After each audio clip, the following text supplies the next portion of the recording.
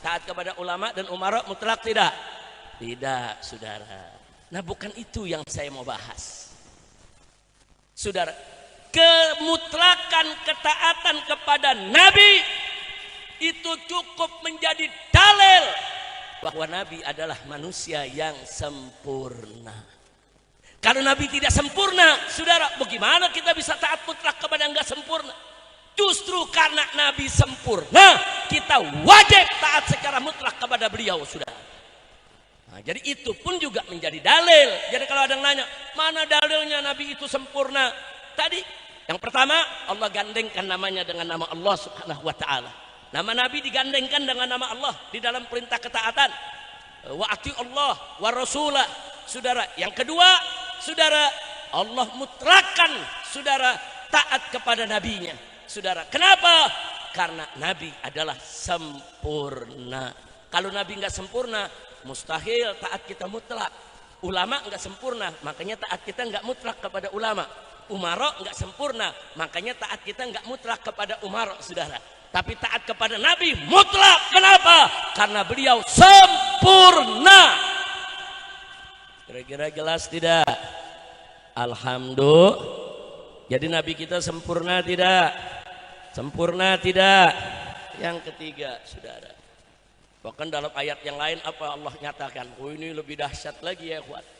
Allah nyatakan, faqala ta'ala, may yuti'ir rasul faqad ata Allah. Barang siapa yang taat kepada Rasulullah, maka berarti dia taat kepada Allah. Masya Allah. Taat kepada Rasulullah sama dengan taat kepada Allah. Bagaimana bisa jadi, saudara? Allah maha sempurna, saudara. Tapi taat kepada Nabi menjadi taat kepada yang maha sempurna, saudara. Ini mustahil bisa terjadi kalau Nabi tidak sempurna, saudara. Kira-kira jelas tidak? Jelas tidak? Jadi kenapa taat kepada Rasul sama dengan taat kepada Allah? Ya karena Rasulullah sempurna. Mustahil Allah samakan taat kepada Rasulnya dengan taat kepada Allah kalau Rasulnya tidak sempurna, saudara. Itu dalil bahwa Rasulullah Sallallahu Alaihi Wasallam insan kamil, manusia sempurna. Sampai di sini jelas tidak? Paham semua? Nah, jadi jangan kemakan tuh sama omongan tokoh-tokoh yang ngawur, saudara.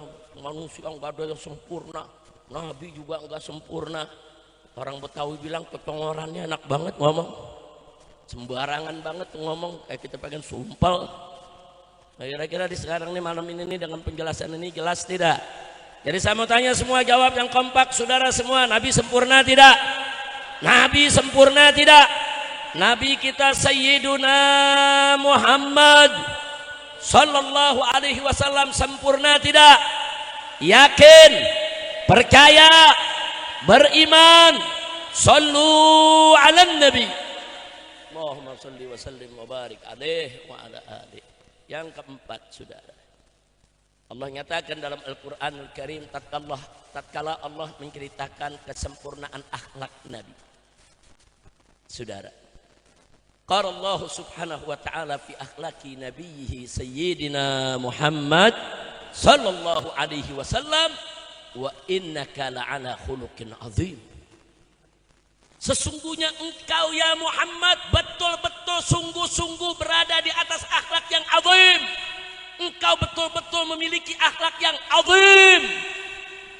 Allah nyatakan akhlaknya azim, azim. Saudara, bukan sekedar akhlak yang hasan, akhlak yang azim. Artinya itu akhlak, saudara, betul-betul begitu agung, sangat mulia, tanpa sedikit pun kekurangan. Azim. Masya Allah. Dan ini enggak sembarangan, saudara. Ini syahadatun ilahiyah. Ini kesaksian Allah untuk Nabi. Ini yang memberi kesaksian, yang memberikan sertifikat, saudara, sertifikat ilahi. Kalau beliau itu punya akhlak yang azim adalah Allah. Siapa itu Allah? Allah yang maha tahu apa yang dikatakan oleh Nabi di depan umatnya. Allah yang maha tahu apa yang dikatakan oleh Nabi di belakang umatnya. Allah yang maha tahu bahkan apa saja yang terlintas di benak Nabi. Kalau ada sedikit cacat saja, sedikit jelek saja, sedikit maksiat lintasan pikiran Nabi, saudara, maka Allah nggak bakal berikan pernyataan wa innaka la'ala khuluqin azim. Pernyataan dari Allah, sertifikat ilahiyah bahwa akhlak Nabi azim, baik yang diucapkan oleh Nabi depan umatnya maupun di belakang umatnya, bahkan yang terlintas di benak pikirannya selalu di jalan yang diridhai Allah Subhanahu wa taala. Itu namanya akhlak Nabi sempurna. Kenapa akhlaknya sempurna? Karena Nabi manusia sempurna. Kira-kira jelas tidak? Alhamdulillah. Jadi jangan seenaknya ngomong Nabi nggak sempurna, saudara. Yang kelima, saudara, Allah nyatakan faqala ta'ala wa ma arsalnaka illa rahmatan lil alamin. Tidaklah sekali-kali kami utus engkau ya Muhammad melainkan sebagai rahmat lil alamin, untuk semesta alam. Alamin dalam bahasa Arab itu artinya masih wallah, makhluk apa saja, saudara, semua ciptaan Allah, masih wallah, apa saja selain Allah itu disebut alamin. Artinya kalau Nabi dikatakan rahmatan lil alamin, berarti Nabi rahmat untuk umat manusia, untuk alam malaikat, untuk alam jin, untuk alam tumbuhan, untuk alam hewan. Saudara, Nabi merupakan rahmat untuk semesta alam. Nah, sebetulnya ayat ini satu saja udah cukup nih jadi dalil kalau Nabi itu sempurna. Karena kalau beliau tidak sempurna, mustahil menjadi rahmatan lil alamin. Enggak ada manusia menjadi rahmatan lil alamin kecuali kalau dia sempurna, sudah. Dan siapa yang memberikan kesempurnaan kepada Nabi? Tidak lain dan tidak bukan adalah yang maha sempurna. Siapa yang maha sempurna? Jawab semua yang kompak. Siapa yang maha sempurna? Siapa yang maha agung? Siapa yang maha suci? Siapa yang maha tinggi? Siapa mulia? Takbir. Sallu ala nabi. Nah, jadi Allah yang maha sempurna memberikan kesempurnaan kepada hambanya, saudara. Sehingga si hamba yang sempurna tadi, saudara, pantas dan layak sebagai rahmat untuk alam semesta. Alhamdulillah. Jadi sebetulnya kalau saya mau uraikan masih banyak dalil-dalil yang menunjukkan kalau Nabi itu sempurna. Itu baru beberapa ayat Quran, saudara, belum lagi hadis nabinya. Jadi jangan pernah ragu kalau Nabi adalah manusia yang sempurna. Karenanya, saudara, kita jangan pernah ragu melaksanakan syariatnya. Jangan pernah ragu menjalankan aturan dan hukumnya. Kalau kita ikut Nabi, saudara, apa yang sudah ditetapkan Allah dan Rasulnya, hidup kita bahagia dunia akhirat. Jangan kita jadi manusia sok tahu, gonta-ganti hukum Allah. Allah udah tetepin pencuri potong tangan, jalanin, saudara. Ini enggak, saudara, pencuri dipelihara, akhirnya apa? Dari mencuri kecil jadi mencuri besar. Sudah mencuri besar, akhirnya korupsi gila-gilaan, akhirnya negara kita hancur. Nah, ini gara-gara apa? Gara-gara meninggalkan ajaran Nabi, gara-gara jauh dari hukum Allah, gara-gara meninggalkan hukum Quran dan Sunnah, saudara. Coba kalau orang mencuri, saudara, hanya mencuri sekian juta aja udah dipotong tangan, mana berani dia korupsi miliaran, mana berani dia korupsi triliunan, saudara. Ini enggak, mencuri dibiarkan, saudara. Bahkan akhirnya apa? Pencurian makin menjadi-jadi, korupsi sampai triliun-triliunan. Tapi yang terjadi di negeri kita, oh kita harus efisiensi, kita harus hemat. Apa yang terjadi dengan penghematan, saudara? Jutaan tenaga kerja di PHK, jutaan orang, saudara, jadi pengangguran. Cuman yang menariknya 30 menteri rangkap jabatan. Apa ini negeri, saudara? Dia jabatan wakil menteri, saudara. Ada beberapa menteri yang punya rangkap jabatan, ini wakil menteri. Tidak kurang dari 30 wakil menteri rangkap jabatan, jadi komisaris di berbagai macam BUMN. Dia bagi-bagi duit miliaran kemana-mana, rakyat miskin. Kenapa? Karena kita tidak ikut aturan Nabi kita, karena kita tidak menegakkan hukum kita punya Nabi, karena kita meninggalkan syariat Nabi yang sebetulnya penuh rahmat, penuh berkah, penuh makfirah, kita tinggalkan rame-rame. Akhirnya ini yang terjadi saat ini, kita lihat saudara. Bahkan ada menteri rangkap jabatan sampai punya 30 jabatan. Apa? Orang yang nganggur banyak, kenapa itu jabatan gak dibagi-bagi saudara? Kenapa kok bisa satu orang punya jabatan sampai 30 jabatan, 20 jabatan, 15 jabatan, dan tiap jabatan digaji ratusan juta? Gila ini negeri saudara. Enggak, saya enggak kaget kalau negeri ini semakin kemari semakin gila. Kenapa? Karena kita menjauhkan diri dari syariat yang penuh rahmat yang dibawa oleh Nabi kita Sayyiduna Muhammad Sallallahu Alaihi Wasallam. Makanya saya mau tanya nih semua di sini, semua cinta Nabi tidak? Cinta Nabi tidak? Betul. Nah, kalau cinta Nabi, taati dong Nabi. Kan Allah udah nyatakan dalam Al-Quranul Karim, faqala ta'ala, qul in kuntum tuhibbunallah fattabi'uni yuhibbukumullah. Subhanallah, ini ayat saudara. Apa kata Allah? Qul, katakan hai Nabi, katakan kepada kau punya umat, in kuntum tuhibbunallah, jika kamu sekalian betul-betul cinta kepada Allah, fattabi'uni, maka ikutilah aku. Maksudnya ikuti Nabi sudah. Allah yang suruh Nabi, sampaikan kepada mereka, kepada kau punya umat wahai Rasulullah, sampaikan kalau betul-betul mereka semua cinta kepada Allah, ikuti dong Nabi. Yuhibbukumullah, kalau sudah ikut Nabi pasti Allah akan cinta kepada kamu sekalian. Jadi berdasarkan ayat ini ada dua pelajaran penting yang kita dapatkan. Satu, jika cinta kepada Allah ikut Nabi dong.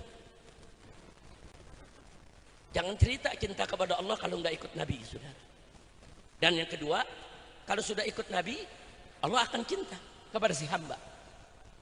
Jadi artinya apa? Saudara, syarat cinta kepada Allah ikut Nabi. Dan syarat untuk dicintai oleh Allah ikut Nabi.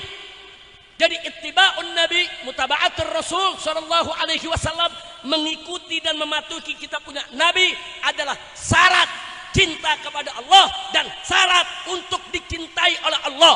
Kalau kita tidak ikut Nabi, maka jangan mimpi saudara kita dicintai oleh Allah, dan jangan coba-coba mengaku kalau kita cinta kepada Allah. Buktikan cinta kita kepada Allah yaitu dengan ikuti Nabi. Kira-kira jelas tidak? Paham semua? Dan saya khawatir saudara melihat negara kita ini, saya khawatir. Ini kalau terus-menerus dibiarkan begini, Indonesia bisa bubar. Bisa bubar saudara. Besok Aceh bisa negara sendiri, Sumatera Barat bisa negara sendiri, saudara Kalimantan bisa negara sendiri, Sulawesi bisa negara sendiri, Papua bisa negara sendiri. Bagaimana tidak kalau korupsi dibiarkan? Dikit-dikit yang dipikirin bagaimana ngambil pajak, dikit-dikit yang dipikirin negara untuk ngambil pajak. Saudara, dalam ilmu sosial politik yang pernah disampaikan oleh Ibn Khaldun rahimahullah, seorang filosofi besar dalam bidang sosial politik, saudara, kalau negara sudah bergantung kepada pajak, saudara, itu tanda atau indikasi kuat kalau negara itu sedang bangkrut. Jadi negara kita ini sedang bangkrut. Nah, pejabat jangan marah kalau dibilang bangkrut. Fakta, kalau nggak bangkrut kenapa ngambil pajak? Saudara, ini negara lagi bangkrut, bangkrut. Saudara, dulu di zaman Orde Baru, zamannya Pak Harto, saudara, Pak Harto tuh bikin BUMN. Bahkan di daerah ada BUMD. Untuk apa, saudara? BUMN itu BUMN yang mengurus tambang emas, yang mengurus timah, yang mengurus saudara nikel, BUMN yang mengurus asuransi, BUMN yang mengurus penerbangan, saudara, BUMN yang mengurus pelayaran. Ada ratusan BUMN dulu dibuat. Untuk apa? Supaya BUMN itu saudara bekerja cari untung untuk membiayai negara. Makanya dulu zaman Pak Harto pajak rendah. Pajak itu rendah diambil dari rakyat. Kenapa? Karena BUMN-nya jalan. Sekarang BUMN-nya dirampok. Semua BUMN rugi. Gila, semua BUMN bisa rugi saudara. Loh kenapa bisa rugi? Buzzer diambil dijadiin komisaris, artis diambil dijadiin komisaris, influencer diambil dijadiin komisaris, saudara. Ada apa? Orang-orang bodoh, orang-orang tolol diangkat menjadi komisaris BUMN dengan gaji ratusan juta per bulannya. Bangkrut. Nah, begitu udah bangkrut, mau nyari duit dari mana? Rakyat dipajakin, saudara. Apakah ada menteri yang bilang, ya ini kan pajak sama zakat, pala lu bomenyan. Saudara, zakat itu Allah ambil dari orang kaya, orang miskin nggak wajib zakat. Betul, betul. Dan zakat itu diambil dari si kaya, dikasih kepada si miskin. Betul, betul. Itu zakat. Kalau pajak enggak, diambil dari orang miskin buat ngempanin pejabat. Jadi itu pejabat pada makan diempanin dari uang rakyat, tidak punya malu. Nah begitu sekarang orang ribut di mana-mana pajak, mereka marah, saudara. Kalau rakyat kritik jangan marah. Kalau rakyat kritik ambil pelajaran. Kalau rakyat kritik perbaiki negeri. Hati-hati, saudara. Ini sengaja saya sampaikan, saya takut kalau kondisi semakin hari semakin seperti ini, besok yang terjadi hukum rimba, saudara. Besok ada huru hara di mana-mana. Kalau besok ada huru hara, ada penjarahan, ada perampokan, ada begal, orang seenaknya ngambil harta orang lain, saudara. Hancur ini negeri. Makanya Nabi udah ingetin dari jauh-jauh hari. Apa kata Nabi? Idza wusidal amru ila ghairi ahli fantadhir sa'ah. Kata Nabi, kalau suatu urusan diserahkan kepada yang bukan ahlinya, ya tunggu aja kehancuran. Nah sekarang komisaris BUMN, saudara, diserahkan orang-orang yang gak jelas. Dikasih influencer, dikasih buzzer, saudara. Nah, bagaimana orang-orang model yang selama ini menghina ulama, menghina agama, menghina Islam. Bahkan ada koruptor diangkat lagi jadi komisaris. Apa ini negeri, saudara? Nah, jadi sekali lagi kondisi negara kita ala khatarin azim. Ini negara sedang dalam bahaya yang sangat besar, very danger, saudara. Nah, karena itu yuk jawaban untuk ini semua, pertama kita lebih mendekatkan diri kepada Allah agar Allah Subhanahu wa taala menolong kita semua. Yang kedua, kita mesti lebih merapatkan ukhuwah di antara kita, saudara. Jangan tinggalkan ibadah, pererat ukhuwah kita.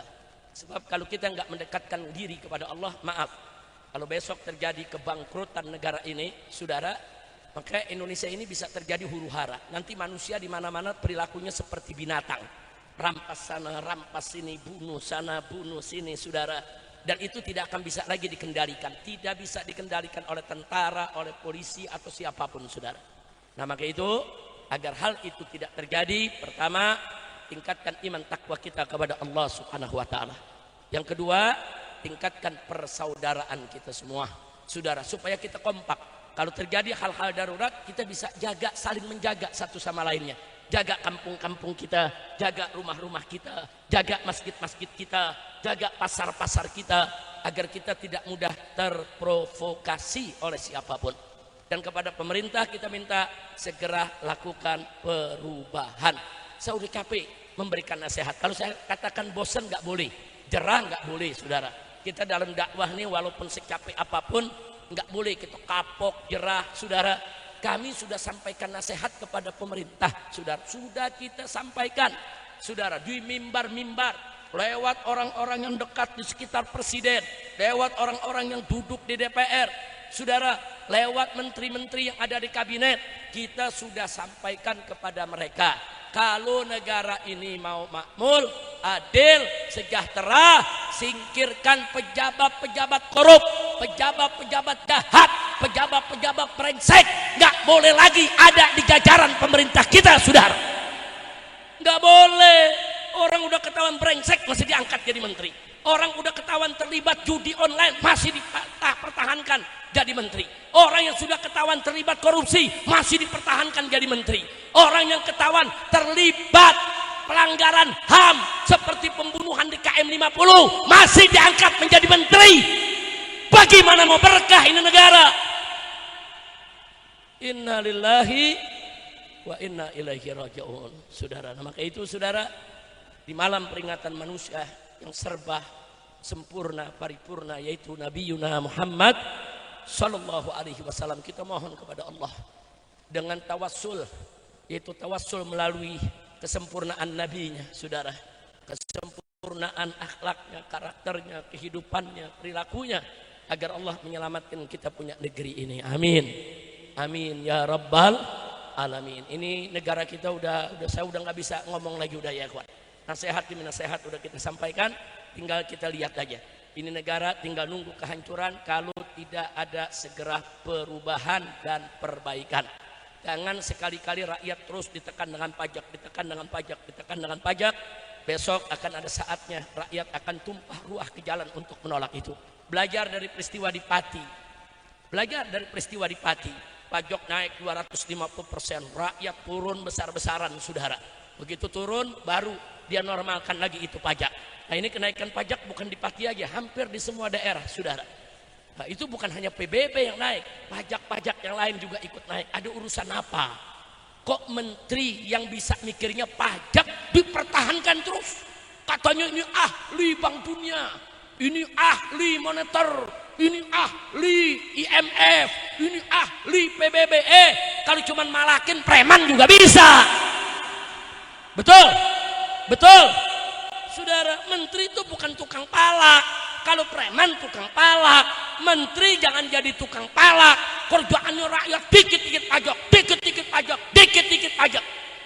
Maka itu saya ajak umat, saudara, kalau Anda dipajaki apapun Anda tidak mampu bayar, nggak usah bayar. Lawan itu, saudara, pajak-pajak yang zalim. Ada urusan apa rakyat yang miskin diwajibkan pajak di luar daripada kemampuannya? Jangan bayar. Kira-kira berani gak? Berani tolak pajak yang yaitu yang mencekik? Berani tidak? Berani tidak? Takbir. Maka itu semua gerakan-gerakan anti kenaikan pajak saya dukung, di seluruh Indonesia saya dukung, saudara. Bukan, itu bukan mengada-ngada, bukan, saudara. Jadi kadang-kadang saya kalau begini, saudara, jadi ingat dulu, saudara, Anda tahulah saya dulu bagaimana berseberangannya dengan Gus Dur, saudara, dalam urusan-urusan pemikiran liberalnya. Tapi dalam urusan politik Gus Dur banyak benernya, saudara. Dulu Gus Dur bilang apa? DPR MPR itu kan kayak taman kanak-kanak, bubarin aja itu. Emang betul, kenyataannya sekarang DPR MPR kayak taman kanak-kanak. Saya mau tanya, kalau DPR MPR kayak taman kanak-kanak, pertahankan atau bubarkan? Pertahankan atau bubarkan? Betul. Gus Dur pernah ditanya sama wartawan, Gus bagaimana nih kalau DPR udah nggak bener? Ya sudah, kalau udah banyak tikusnya bakar aja. Wartawan tanya, Gus, masa rumah banyak tikus, bukan tikusnya aja yang diusir, masa rumahnya yang dibakar? Ya habis bagaimana kalau gedungnya isinya udah semua tikus? Ya, jujur aja, ngelihat dari soal ini Gus Dur benar tidak? Benar tidak? Benar, sudah. Fakta, bahkan Gus Dur pernah bicara, jangan percaya itu densus-densusan, itu sandiwara, itu sinetron itu, pura-pura tuh ada teroris, sebetulnya cuma mau cairkan bantuan aja. Seorang Gus Dur berani mengatakan begitu, saudara. Fakta memang terjadi dan kita alami. Jadi mereka banyak main sinetron, bersandiwara, main drama. Ini ngatur negara. Ini bukan panggung sandiwara. Ini negara yang rakyatnya ada 275 juta. Ini negara, atur yang betul. Mengatur negara, saudara, bukan dengan ucapan, bukan hanya dengan kata-kata, bukan dengan retorika. Atur negara dengan kebijakan-kebijakan yang melindungi rakyat, yang membela rakyat, yang mensejahterakan rakyat, dan yang menyelamatkan negara Republik Indonesia. Betul? Takbir. Shallu ala Nabi. Saya pikir cukup itu saja yang saya mau sampaikan, saudara. Saya hanya ingin menyampaikan, hati-hati, jaga diri, rapatkan barisan, perkuat persatuan, saudara. Pertahanan keamanan rakyat semesta yang disebut Hankam Rata itu kita mesti mulai lagi di kampung-kampung kita. Jangan sampai terlambat, begitu ada chaos, begitu ada huru hara, nanti orang yang nggak salah jadi korban, saudara. Jadi jaga kampung masing-masing, jaga rumah masing-masing, saudara, jaga. Itu yang nggak bisa mengharapkan aparat yang jaga kita. Jangan mengharapkan aparat, saudara. Kadang-kadang kita hilang kambing, lapor aparat, bayarnya pakai kebo. Bukan mungkin ketemu, mungkin rugi, betul? Betul? Nah ini fakta, saudara. Nah makanya saya sudah katakan berkali-kali, kalau polisi mau benar, Kapolrinya ganti. Saudara, banyak orang menghina agama, menghina ulama, saudara, menghina habaib. Kita laporkan ke Mabes Polri, nggak diproses. Ini Kapolri macam apa, saudara? Di Jawa Tengah, saudara, ada gerombolan yang selalu kerjaannya membubarkan pengajian. Terang-terangan mereka bergerombol pakai senjata, bubarin pengajian di mana-mana, nggak ditangkap. Apa ini program Polri sehingga Kapolrinya diam? Makanya tadi saya katakan, jaga kampung kita masing-masing, saudara. Kalau penjahat ini sudah berkolaborasi dengan pejabat, mau apa lagi kalau bukan kita lawan mereka? Karena kalau pejabat sudah berkolaborasi dengan penjahat, masyarakat yang akan jadi korbannya, saudara. Ada apa? Peristiwa Pemalang umpamanya, saudara. Jelas kok yang melakukan siapa. Dari seminggu sebelumnya mereka udah ngancam. Mereka keliling bawa-bawa senjata. Enggak ditindak. Dipanggil sama polisi aja enggak. Saudara, apa? Panitia diancam. Saudara, semua warga diancam. Apa? Saudara, makanya begitu saya tanya kepada panitia, Anda undang saya, Anda berani? Kalau nanti dilarang polisi bagaimana? Tetap kita adakan Habib. Ini udah kesepakatan warga kami. Kalau nanti diancam sama gerombolan-gerombolan PKI ini, neo PKI, bagaimana? Tetap kami adakan. Saya katakan kalau Anda bertekad tetap menggelar, saya datang. Tapi kalau Anda nggak berani, ya batalin aja dari sekarang. Sebab saya habis ceramah, saya bisa pulang. Saya habis ceramah, Anda tetap di situ. Nah, saya nggak mau nanti kedatangan saya menyusahkan Anda. Enggak, Habib. Kita siap. Apapun resikonya kita siap. Saya tidak sendiri, saya bersama warga satu kampung semua. Kami memang undang Habib. Sudah lama dan ini tidak boleh gagal. Kita datang ya, ikhwan.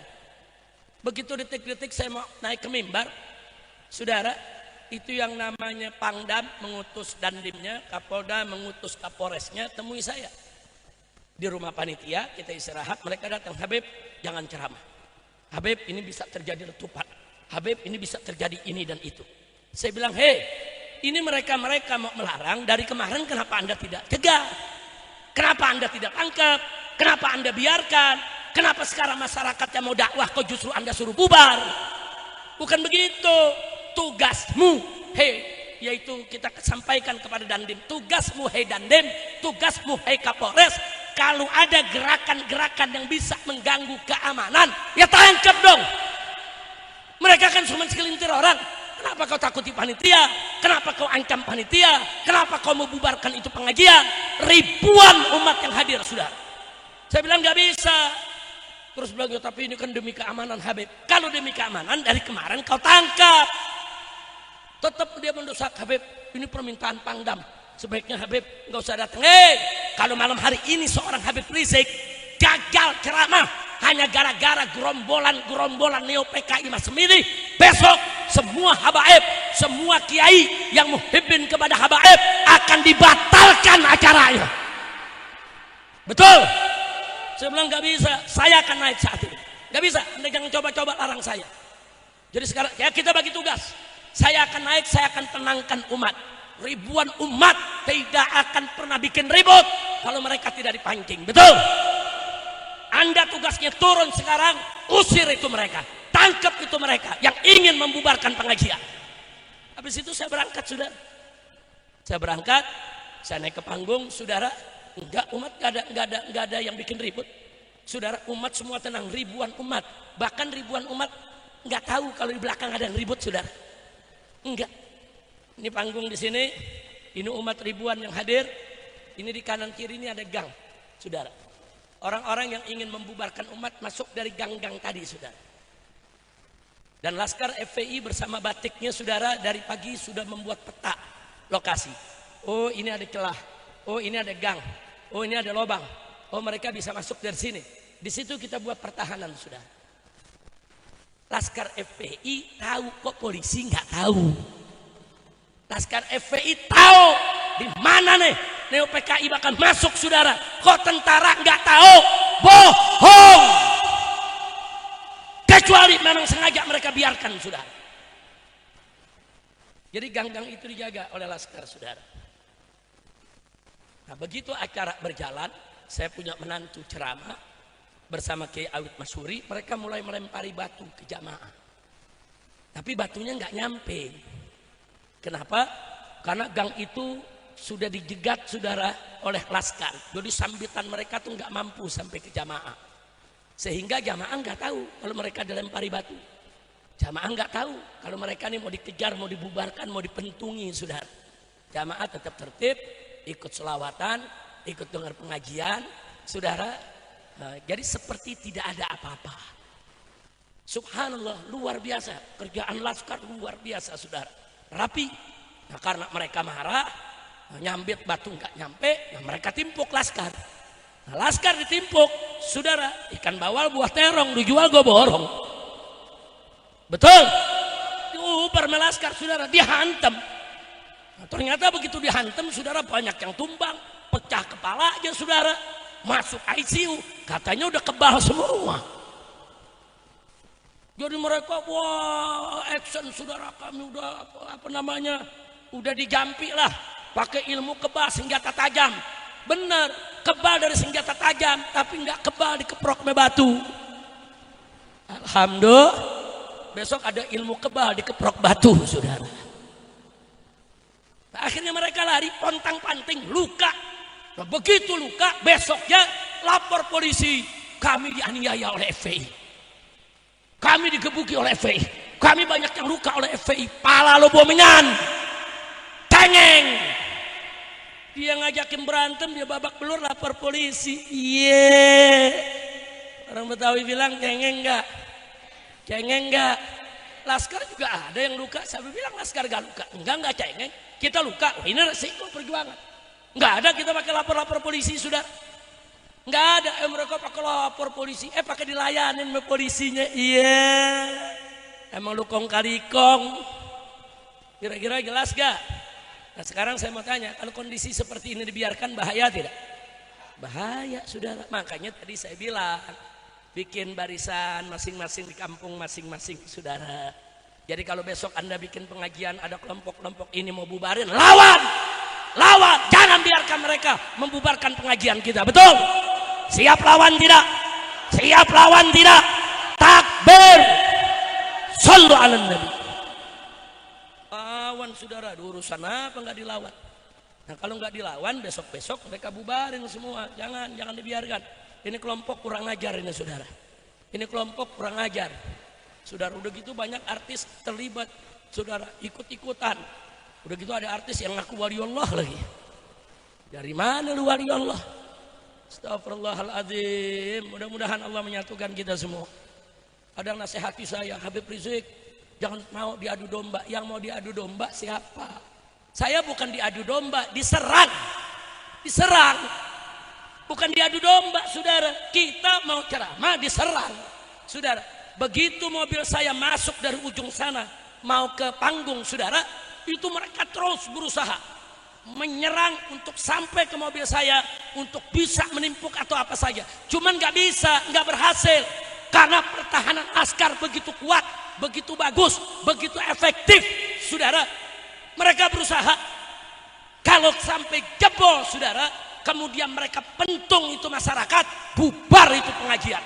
Banyak anak-anak, banyak perempuan, ada nenek-nenek, ada kakek-kakek. Kita bayangkan kalau terjadi kepanikan, berapa banyak yang akan jadi korban. Polisi tahu, tentara tahu, kenapa kalian diam? Jangan, saya sudah sampaikan ke Pak Dandimnya, Kapolresnya, apa ya, 40 tahun saya ceramah. Saya keliling Indonesia kemana tempat, dalam sampai luar negeri. Enggak pernah tuh, habis tablik akbar ribut. Enggak pernah. Habis tablik akbar, saudara, ada foto-foto sama panitia, salaman pelukan dengan para ustadznya, jamaahnya, makan kebuli yang disediakan, saudara, kadang-kadang ada hidangan. Enggak, kita enggak pernah ribut. 40 tahun saya ceramah enggak pernah ribut. Kenapa kali ini ribut? Ya karena diganggu. Dan gangguan ini kita punya rekamannya. Mereka membunuh saya. Habisi Habib Rizik. Tolok matanya Habib Rizik. Bunuh Habib Rizik. Dipikir kita bakal lari. Oh enggak, saudara. Enggak. datu-datu kami, saudara, dulu berjuang di medan Allah Subhanahu wa taala dari mulai Nabi, bagaimana Nabi diracun, bagaimana Nabi saudara mau dibunuh, bagaimana Nabi mau diperangi. Kemudian datang Sayyidina Ali, bagaimana beliau matinya dibunuh. Datang Sayyidina Hasan, bagaimana Sayyidina Hasan diracuni. Datang Sayyidina Husain, bagaimana Sayyidina Husain sekeluarga dibantai. Jadi kalau Ahlul Bait, saudara, difitnah, dicaci maki, dimusuhi, dihina, dibunuh, diracun, dibantai, itu udah biasa, saudara. Itu tantangan di dakwah. Jangan takut-takuti kami dengan itu semua, ya ikhwan. Nah, karena itu sekali lagi, tolong saya minta seluruh umat Islam dimanapun Anda berada, bikin barisan-barisan di kampungnya masing-masing. Pokoknya kalau di mana saja, di Pulau Jawa ataupun di pulau lainnya, kalau ada kelompok-kelompok yang suka membubarkan pengajian atau mengganggu kiai, mengganggu habaib, atau mengganggu masjid, atau mengganggu pesantren, lawan. Jangan biarkan mereka ada di tengah-tengah kita. Setuju tidak? Siap lawan mereka, siap habisi mereka. Takbir, sallu ala nabi. Nah, itu yang saya mau sampaikan. Saya pikir cukup. Sebetulnya saya belum boleh untuk berceramah lama, apalagi dengan mengangkat suara, saudara. Tapi kalau udah ketemu umat nggak bisa kita diam, saudara. Kalau udah ketemu umat, apa yang harus disampaikan kita sampaikan.